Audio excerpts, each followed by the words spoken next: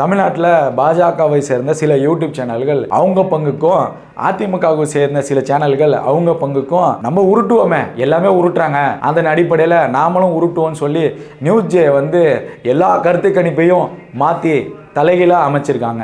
News J அவங்களுடைய கருத்து கணிப்பில் அதிமுக 25 இடங்கள் வெற்றி பெறும், திமுக 10 இடங்கள் வெற்றி பெறும், பாஜக கூட்டணி சில இடங்களை வெற்றி பெறும்ட்டு அவங்க ஒரு பக்கம் உருட்டிட்டு இருக்காங்க.